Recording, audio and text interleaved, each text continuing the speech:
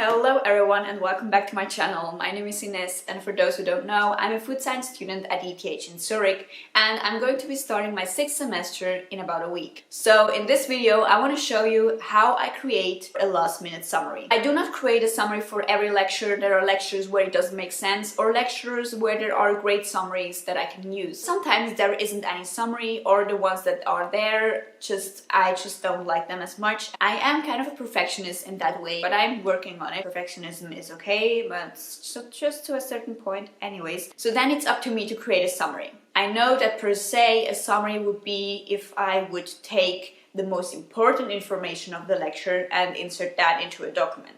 But for me, a summary is a document that holds all the information of a lecture. I like to part it in two main parts. One is the base part of the summary and one is the notes part of the summary. So the notes part is your personal notes that you add to the base part. Now the base part holds all the text and information that you have on the presentation foils of the lecture. In a Word document, so that you can later add the notes part to it, and in a nice layout. So that for me is the base part of the summary. So one way of creating a base part would actually be just copy-paste. Copying everything from the PDF files and then inserting it into a Word document. But whoever has already done it, it takes a lot of time and it usually doesn't work as well also with the format and everything. And so I found another way to do it. Within 2 hours you have the base part of the summary. And so that's what I want to share with you today. So the first thing you're gonna do is you're gonna download every lecture of the course, so every presentation foil. You probably already have the presentation foils downloaded because you use them for your lectures where you added your notes. But still, we do want to download every presentation foil again because that way it is unwritten, blank and updated. And so we're going to add all those into a new separate folder so we have everything together. In that folder you now have all the blank and updated presentation foils of the lecture. So what we're going to do then is we're going to open the first lecture of the course with Xodo Reader. Xodo Reader, whenever I downloaded it, but I think it's still like that, is a free application that you can use. It has a lot of different functions and they're constantly updating it, so it's very nice. The main functions we are interested in is the rearranging of pages and the adding of another PDF document to existing one. So whenever you have opened the first lecture of the course, you're going to go to the right hand upper corner, click on the 3 dots and then click on Edit Pages.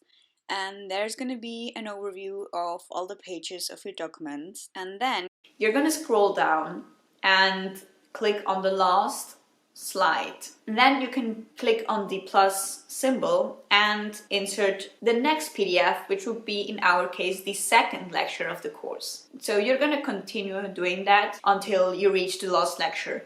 Now at this point I want to say that me personally, I prefer to divide all the lectures into 3 or 4 parts. Usually we have between 12 and 14 lectures in a semester in a course, and so I usually make blocks of 3 or 4 lectures. Personally, I just find it more motivating to be like, oh, I finished the first part, whew, check.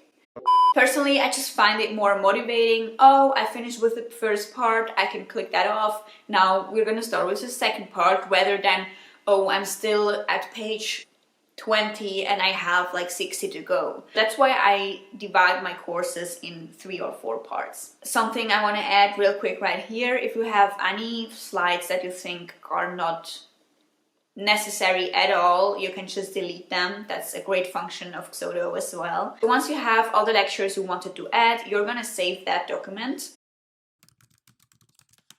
And now comes the next step. And that's where you're gonna reopen the document you just saved and you're gonna open it with Google. The reason behind that is that we want to print the document into a PDF document, which it already is a PDF document, but instead with 1 slide per page, we want to have 2 slides per page. That way we are transforming our landscape format into a portrait format. And you're gonna understand later as for why that step is important. Then I save it, and usually I use the same name as before, but I put 2 per page. That way I know which one it is. And now what we have created is one PDF document in a portrait format with every slide of every lecture that we have inserted into that document.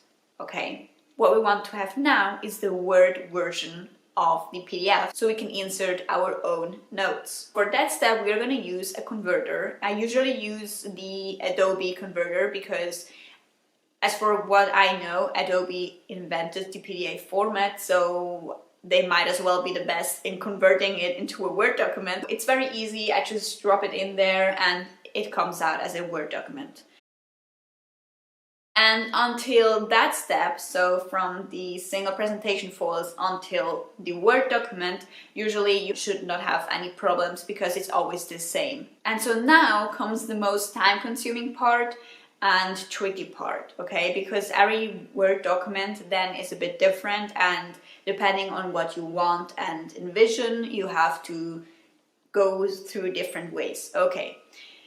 So, as you can see, it looks exactly the same as the PDF format did before, which is what we wanted, and that's also why we decided to put 2 slides per page instead of 1 slide per page, because in that way we would have a landscape format in a portrait format, and that would just be very off and difficult to rearrange. So, as presentation files are made for presentation, the fonts are bigger, and so you have the bigger fonts right here. And if you were to try and change the fonts, you can try it out, maybe it works for your document, but for mine it usually doesn't work, and that's why I copy the whole document, I open a new Word file and I insert it. Now that's the other tricky part, is that you can insert your copy text in different ways. So either you can insert the way it was, or with a new format, or you can insert just the text or just the pictures. And usually I just insert the text, but depending on the presentation files, PDF and Word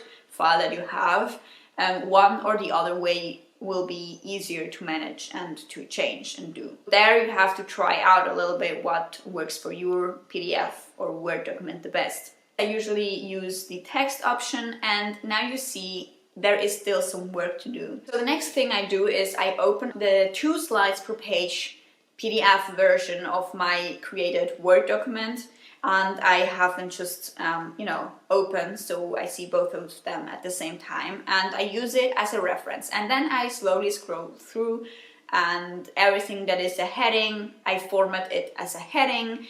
Whenever there's text that I don't need, for example, some lecturers have their name and the date on every single slide, and so you have to delete all of that. Or if there was a picture and you paste it with just text, you will have a lot of space that you can delete. Also, I scroll through, and whenever I feel like there's a picture that I really like, I use the cropping out or screenshotting tool. That, as you can see, I use that often, very often. It's very practical, and I directly insert the picture into my Word document. You will also see that your Word document is getting shorter and shorter because you are deleting all these extra spaces that have been inserted directly by the pasting process.